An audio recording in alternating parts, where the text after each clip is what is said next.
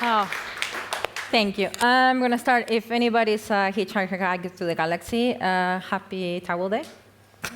If not, you should read the book. Today I'm going to be talking about my master's degree project. It has a different title, but it is Humble and Yet Agile, and I'm going to get in a little bit more into that. So, first, who am I? My name is Lorena Carthy-Wilmot. I am a senior advisor for the section of digital police work. In Norwegian is Digital Politiarbeid, and which is a part of the joint unit for investigations and intelligence. And I work for the East Police District in Lillestrøm. I used to be, as you have seen many PwC people here today, I used to be the head of the Forensics Lab at PwC. I have a bachelor in digital forensics. If there's anything that you can get out of today, is that I love forensics. Just gonna put that out there. And hopefully, in June, I'm gonna be receiving my master's degree in cybersecurity. I was born and raised in Peru, and Norway is home. And I'm deaf, so if you do have questions when we meet afterwards, just make sure that you face me when you speak, and that's pretty much it. And if I ask you a bunch of times to repeat yourself, just please do it. Yes, and that's my doggie. So I thought it was important to bring her into the slides. As you all know, the opinions are my own. This presentation is based on my master's, but it's only for educational purposes. And even the slides are mine. So nothing here is either PwC or the police. Yes. So my degree, it's called Turning Intelligence into Action, and it's an agile 4-phase framework for operational cyber threat intelligence. And the reason why I chose this, which is I would say it's very far away from forensics, but also it's a little bit more high level when it comes to cybersecurity. And it's because I wanted something that it was challenging, but also that I could actually be honest with myself and say, I know nothing about this, so how about I actually learn it? And I was able to sit down during lunch with an awesome coworker and discuss this topic. And yeah, that's how I got into it. In cyber threat intelligence is a widely discussed subject. You hear threat intelligence everywhere, especially in cybersecurity. It was interesting and relatively new is what I mean with the fact that we hear it a lot, but it kind of is becoming more of a buzzword. And so is the whole agile thing, which I thought, how about I also learn about that? Why not? And it was aligned to my personal goals, which is challenge myself in a new topic and also in expanding what I do, because in forensics is a very niche subject. So with threat intelligence, I was able to expand and learn more and actually, have discussions with really awesome people that work in this field. And also it's very fun to work and learn about. But yes, we hear about threats all the time, right? That's why we're here, because we work with that. And thankfully, the reason that there are threats is the reason that we have a job, which is great. But the thing is that threat is not just about having a threat and not doing anything about it. It's a whole subject around, and it's actually having an action towards that threat, either an action or not action, which I'm going to go into a little later. But now, first, because I'm using all this threat and intelligence and all that and threat, I'm just going to try to give you a little what's intelligence under 60 seconds. Don't count me because I didn't test it. But it's pretty much what we do every day. Intelligence can be seen in a very simple example, which is, for example, today when we woke up, hopefully, most of us check our phones and check the weather. We decide what to bring, what to not bring, so either an umbrella or a jacket or a thick coat or stuff like that. So you make a lot of decisions based on the information that you're getting. And in that case, it will be the weather app. Based on that, you make the decisions, and then you come today, and then you realize, well, it's Norway, so you're going to have to prepare for absolutely everything.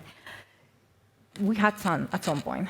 So that's pretty much intelligence. It's a whole process of using the data that you obtain into making, into deciding what to do or what not to do.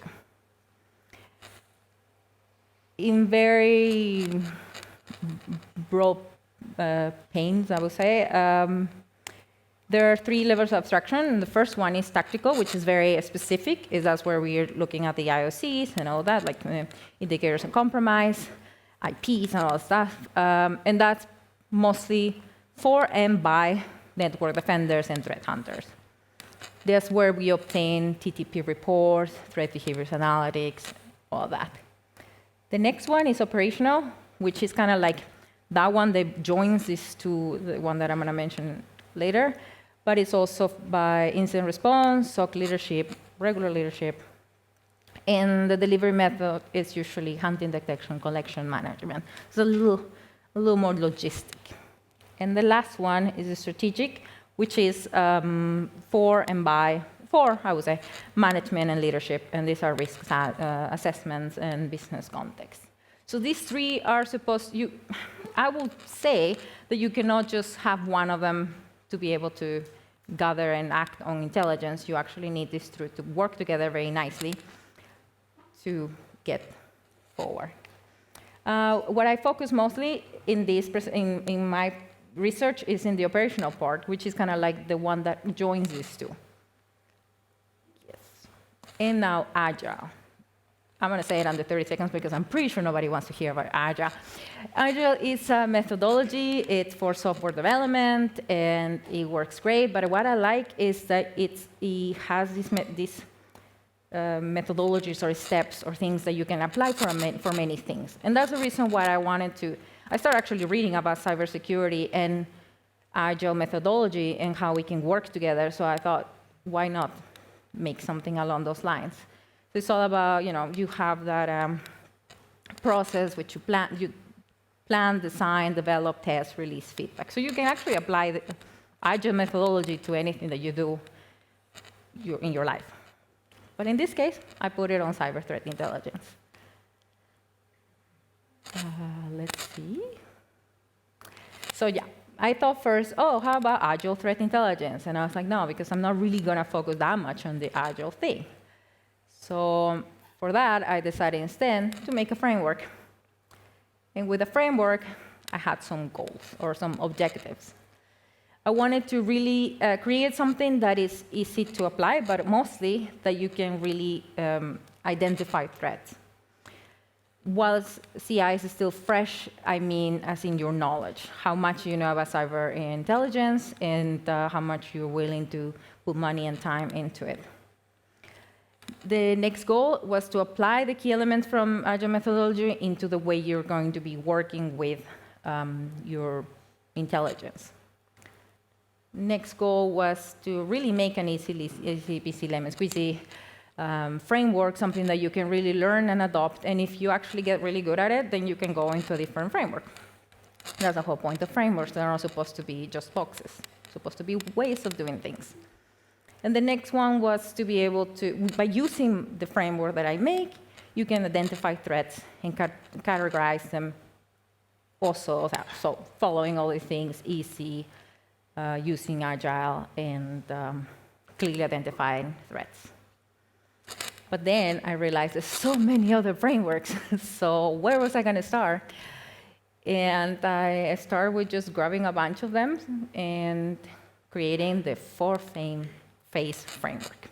I call it something as simple as 4-phase framework because I didn't want it to have a very fancy name or anything super long that at the end it's more name than it's actually, the framework. My idea was to really have it very simple, something that you can get started and not to be, losing yourself in terms and terminology and all of that. So I use it by 4P framework, and these are all the other frameworks that I have grabbed something from to be able to make my own.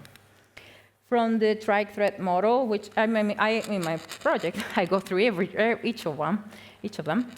But in general, I just grab the fact that the trike threat model is open source. It works the data flows, and it has goal of enumeration. With the Octave one, it's also based, it only has 3 phases. It's practical, and it's very CIA focused.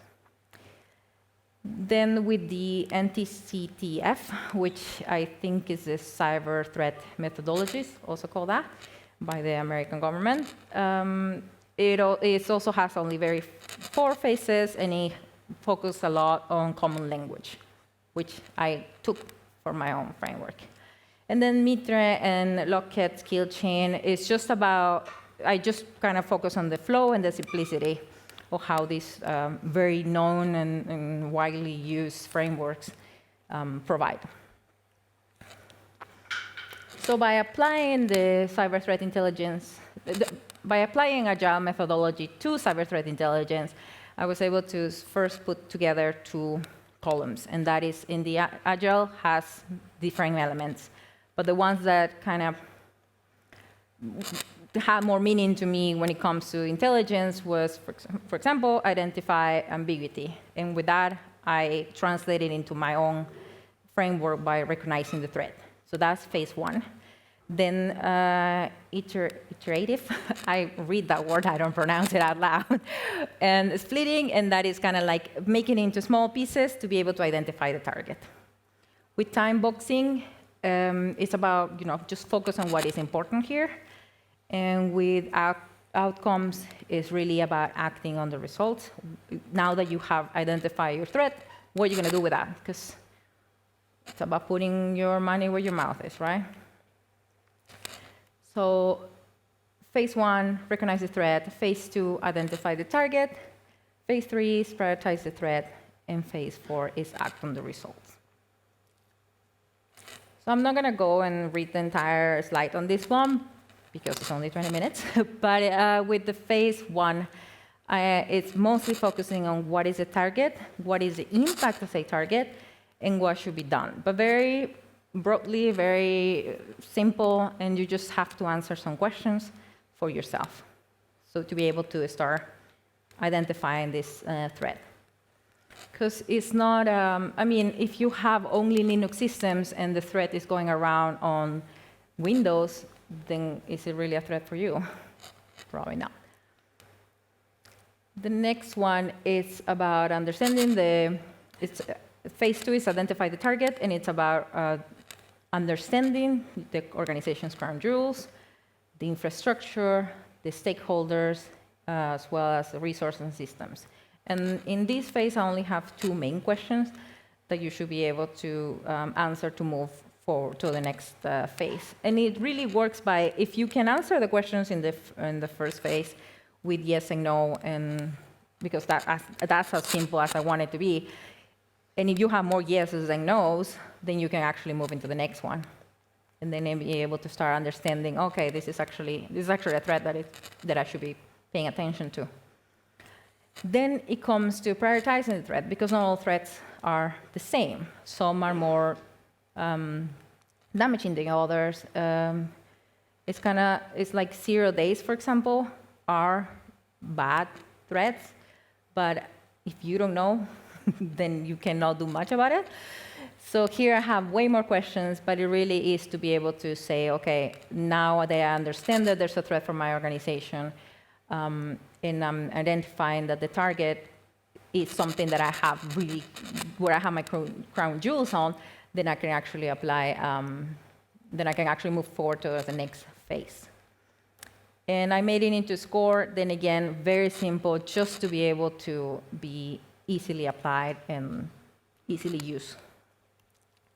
And yes, so here's more into how the threat level adapts and in what category of the cyber threat intelligence level, I would say, it falls into. So it's about an action or a non-action or communication that you will have to stakeholders. And then last phase is about acting on the results. Like I said, you really need to do something with the information that you have gathered. In the example of the weather, you either bring a jacket or you don't bring a jacket. So that's an action or a non-action. And once you have answered all the questions, which again, they're simple to ask, but also give you a really good view on what is a threat and how important it is to your organization, then you can actually make a list of actions or non-actions. So that is the 4-phase framework. I have some lessons learned. And that is that cyber threat intelligence is really fun. I really enjoy learning about it. I don't know if I will stop doing what I'm doing for my everyday job for threat intelligence yet, but for now, it's good. I also learned that if you create yet another framework, doesn't mean that it's good, but it also doesn't mean that it's needed. For me, it was because I was able to learn about cyber threat intelligence, and I also feel like if a small team or organization would like to use it, first of all, that would be great, but also it's a really good starting point. And yes, it was a great way to learn. And intelligence thrives from collaboration, so I believe that it should continue to be that way. I know that Runa comment on the fact that intelligence is just shared between some group of people, and yeah, that's pretty much it. And even the concepts on intelligence and all that is, as a person that understands computers, getting into the field just to see what was happening was a little intimidating. So I think we actually have to continue making it into a more collaborative field. And yes, cyber threat intelligence was out of my comfort zone. I prefer forensics, but it was really good, right? And yes, so I did this project while I was working full-time at PwC, and it was very challenging because I have very little time to enjoy my little baby there. But she has to go to college at some point, so I need to do it. So that's me. Thank you.